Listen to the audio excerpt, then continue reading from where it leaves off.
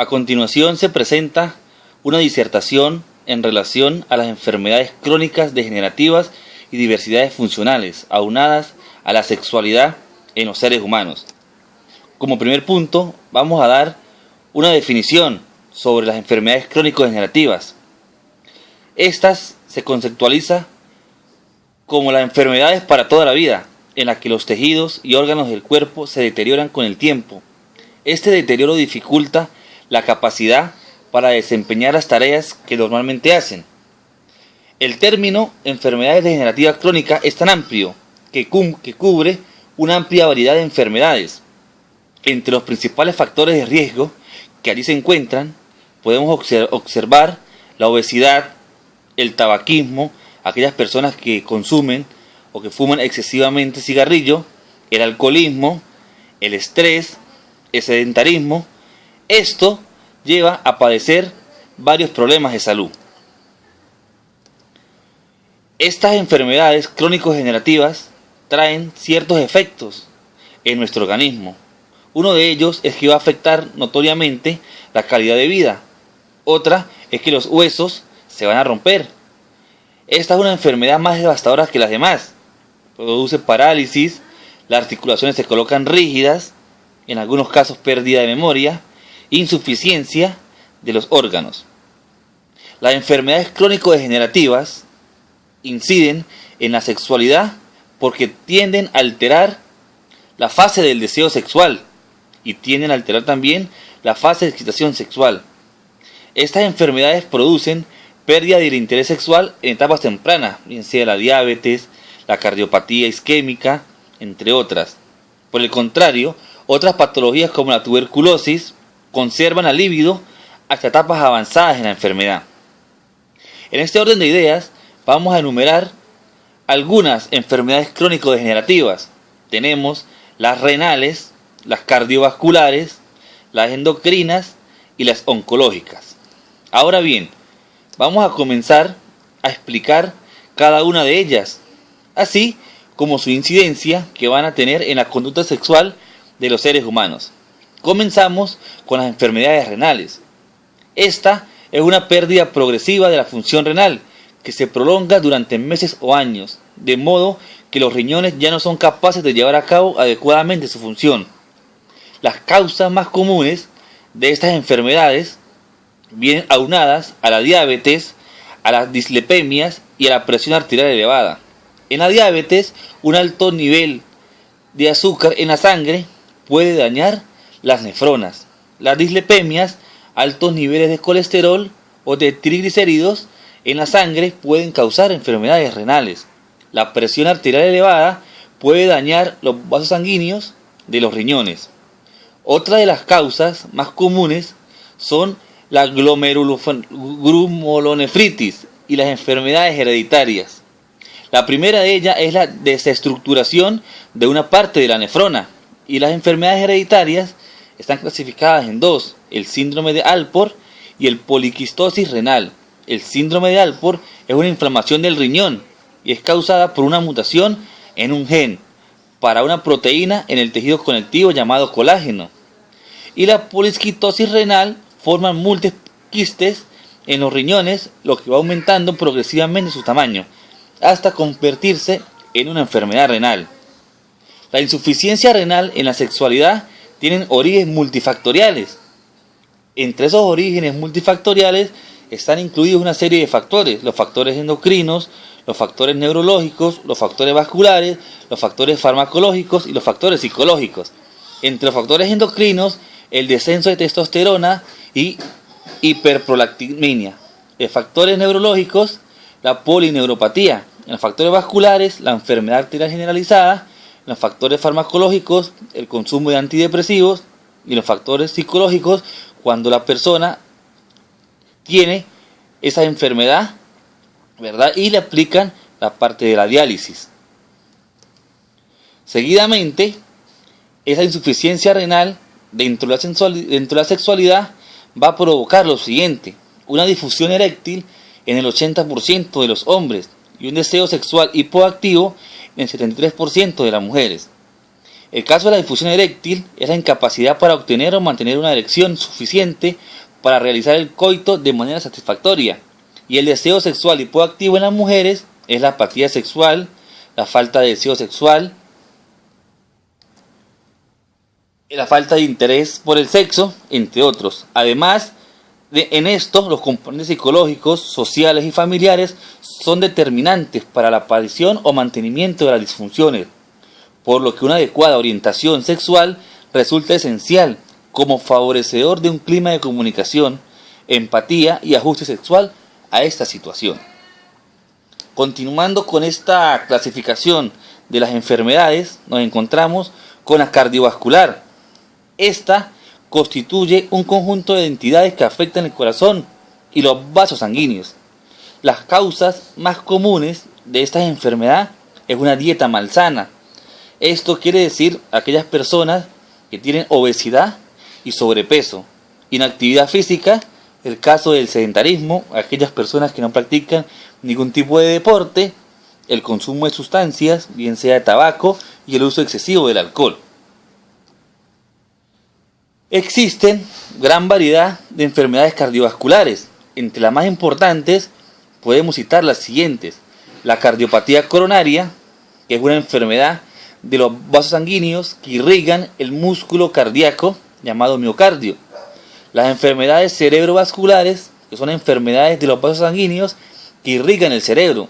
La cardiopatía reumática son lesiones del miocardio y de las válvulas cardíacas debidas a la fiebre reumática, una enfermedad causada por bacterias denominadas estreptococos.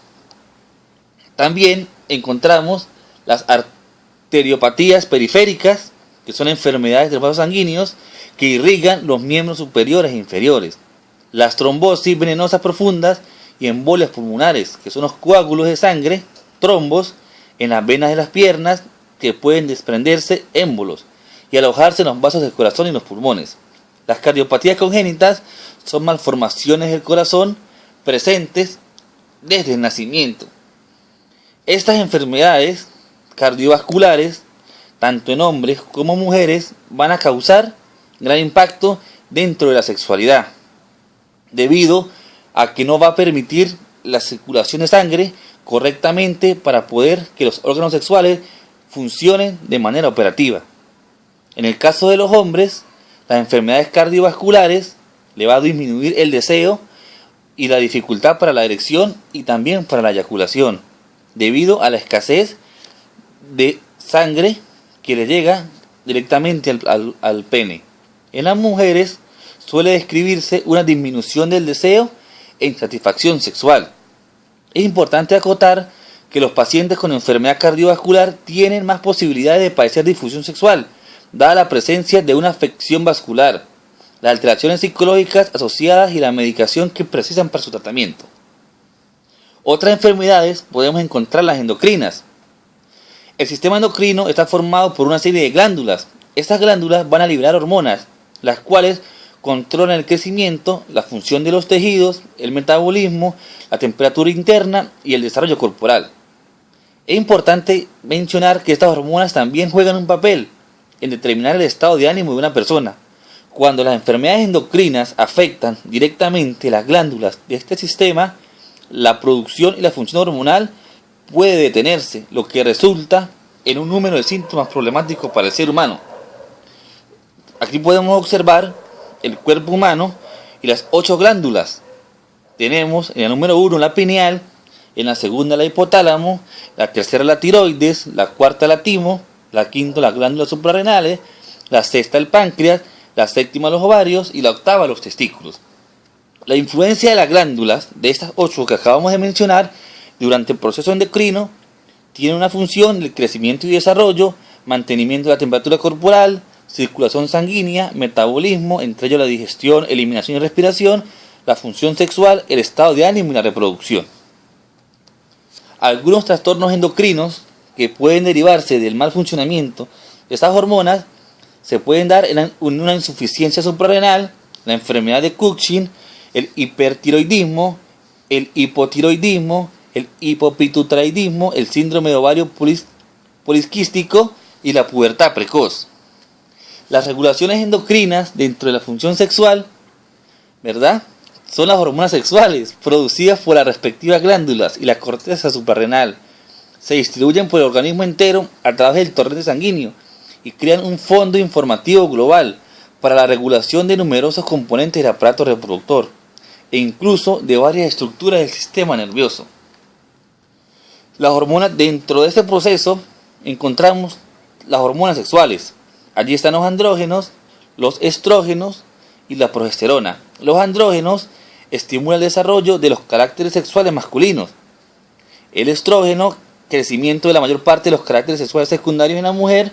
Y la progesterona, preparar al endometrio para la resección e implementación del embrión y su adecuada fijación.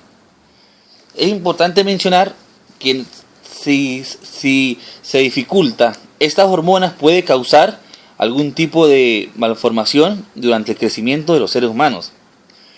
Dentro de esa enfermedad endocrina podemos encontrar quizás una de las más comunes, que es la diabetes. Se asocia con frecuencia a las disfunciones sexuales. ¿Por qué? Porque ella va a ocasionar daños a nivel vascular y a nivel neurológico en ambos sexos. Es decir, tanto para el hombre como para la mujer. En el hombre se va a caracterizar la diabetes en una disfunción eréctil.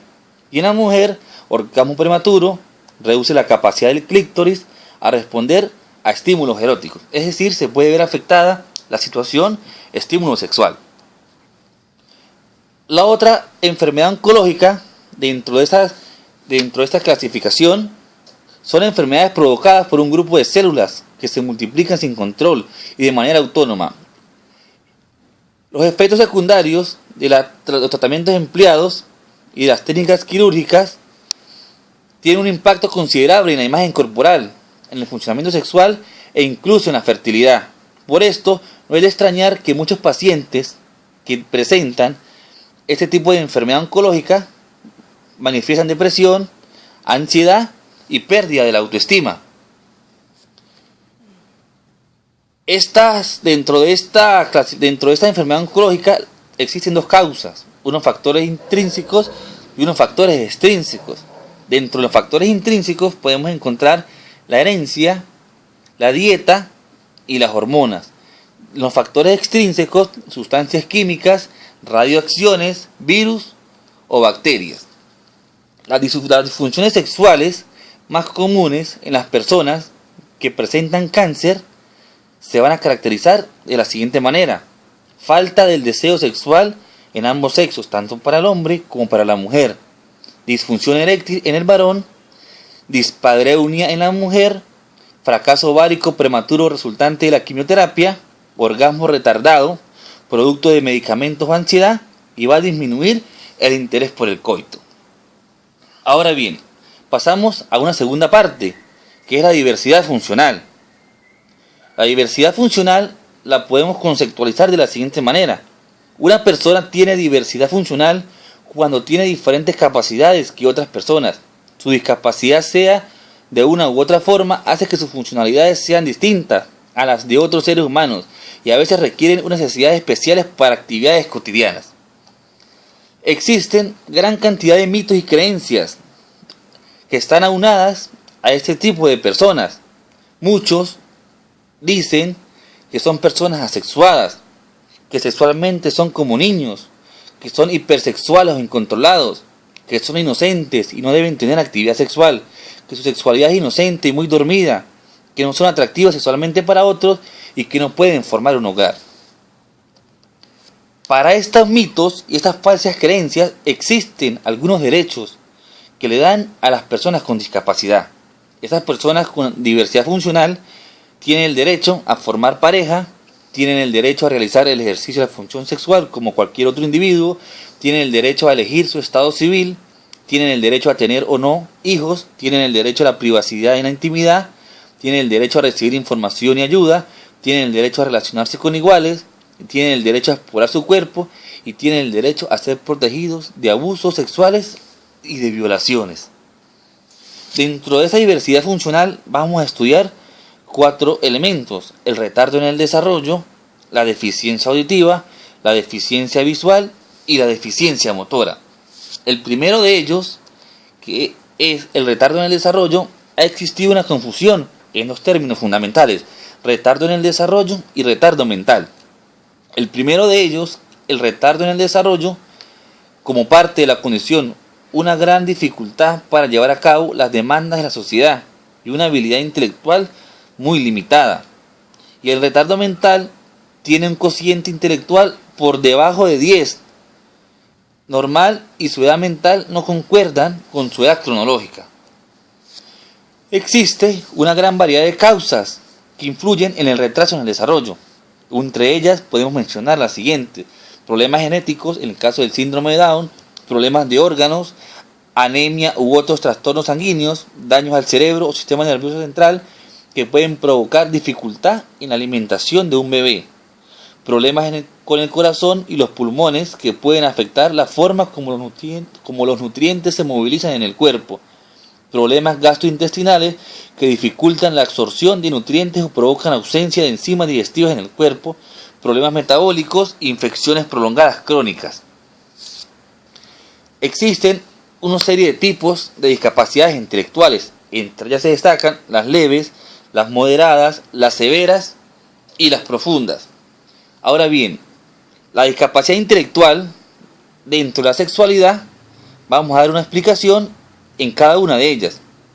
La sexualidad en la discapacidad intelectual leve pueden aprender contenidos básicos de educación sexual y prevenir situaciones o prácticas de riesgo. Pueden llegar a determinar su orientación sexual y elegir pareja hetero u homosexual, y pueden acceder por propia decisión a la vida reproductiva.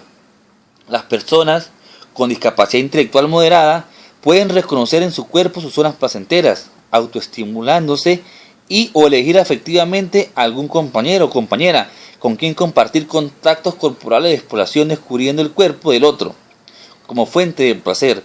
Pueden controlar deseos y emociones sexuales respetando y haciéndose respetar. No accede a la vida reproductiva con conciencia y conocimiento de lo que ello significa mayor vulnerabilidad. La discapacidad intelectual y sexual en las personas severas y profundas, su educación sexual es limitada. Se puede lograr que identifiquen algunas partes de su cuerpo. La única vía de comunicación es a través del cuerpo, caricias, abrazos, etc. Es frecuente la masturbación con la mano o con elementos que tienen un contenido afectivo. Al llegar a la edad puberal, tienen mayor impulso a gratificarse.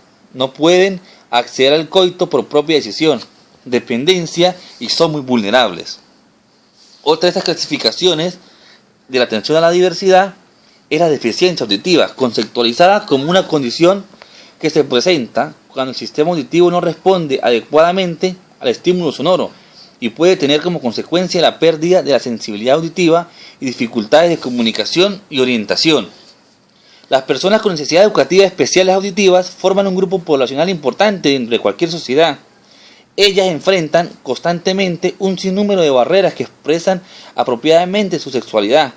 La sexualidad de esas personas se ven afectadas generalmente por personales o sociales. En ocasiones, algunos jóvenes presentan comportamientos de aislamiento, manteniéndose alejados de otros adolescentes, buscando que su identidad no sea cuestionada. La deficiencia auditiva, la sexualidad, no existe un efecto directo en las personas con déficits auditivos. La situación de estímulo sexual estaría dada por la vista, el tacto y el gusto, y su experiencia se limita al terreno visual. En el caso de la deficiencia visual, conceptualizada como una deficiencia visual o ceguera, se define funcionalmente como la pérdida total o parcial del sentido de la vista. Dentro de esa deficiencia visual podemos encontrar 4 clasificaciones. Las personas que son ciegas, que son los que tienen la visión nula o que únicamente pueden percibir algunas grabaciones de luz. Las personas que son ciegos parciales, que tienen un resto visual que les permite percibir la luz, pero la visión funcional que tiene va a ser muy reducida. Las personas con una baja visión, que les permite ver objetos a pocos centímetros, y las personas con limitación visual, mayor resto visual, pero que debido a su deficiencia necesitan constantemente una iluminación adecuada. Allí hay personas que pueden ver claramente cuando tienen una lupa. La deficiencia visual y la sexualidad. La situación de estímulo sexual como método de activación estaría dada por estímulos auditivos, como la música suave, evitar ruidos estridentes, le dan importancia al contacto táctil. En este punto es importante conocer lo siguiente: ni la ceguera ni la sordera originan limitaciones físicas en la respuesta sexual orgánica. ¿Por qué? Porque la parte visual y la parte sorda van a tener su fisiología totalmente operativa. La última podemos encontrar la deficiencia motora. Es aquella que abarca todas las alteraciones o deficiencias orgánicas del aparato motor o de su funcionamiento que afectan el sistema óseo, articulaciones, nervios y músculos. Las personas afectadas por ellas presentan una clara desventaja en su aparato locomotor, determinada por limitaciones posturales, de desplazamiento, coordinación y manipulación, pudiendo integrar dos o más de estas. Entre este tipo de discapacidad quise colocar la que llama más la atención, que es la lesión medular y la incidencia en el ejercicio de la función sexual. En caso de una lesión completa, la lesión produce una paraplegia, que son las parálisis de las extremidades inferiores, o una tetraplegia, parálisis de las 4 extremidades, junto con la pérdida de todas las sensaciones corporales por debajo del punto donde está localizada la lesión neurológica. Habitualmente se pierde el reflejo urinario e intestinal y se altera de forma importante la función sexual. Las repercusiones funcionales de una lesión muscular en la esfera urogenital dependen tanto del nivel de la lesión como del carácter completo o incompleto del déficit neurológico. En el varón, si la lesión es completa, muchos de los afectados pierden la capacidad de tener erecciones espontáneas. La mayoría de estos pacientes se convierten en estériles por atrofia de los tubos seminíferos y por la pérdida de la capacidad de eyacular. Los pocos que conservan el reflejo eyaculatorio suelen tener eyaculaciones retrógradas. Sin embargo, las células de Leydig no se alteran, por lo que la testosterona se mantiene en cifras normales, lo que explica la persistencia de la libido. Si la lesión medular es parcial, las repercusiones son menores, ya que 75% de los afectados pueden mantener relaciones sexuales. Ahora bien, en la mujer, en caso de lesión completa, se reduce de forma importante la lubricación vaginal y la respuesta orgásmica. La persistencia del ciclo menstrual hace que las mujeres parapléjicas se sientan femeninas. Se ha afirmado que el menoscabo sexual es menor en la mujer que en el varón, ya que ésta pueden seguir realizando el coito a pesar de la lesión, aunque fisiológicamente es cierto. De alguna forma, esto refleja el papel pasivo tradicionalmente asignado a la mujer. Las mujeres pueden mantener actividad coital y quedarse embarazadas sin problemas, ya que el ciclo ovárico no se ve afectado. Los pacientes parapléjicas suelen parir sin complicaciones y muchas de ellas sin dolor. Por todo esto, muchísimas gracias.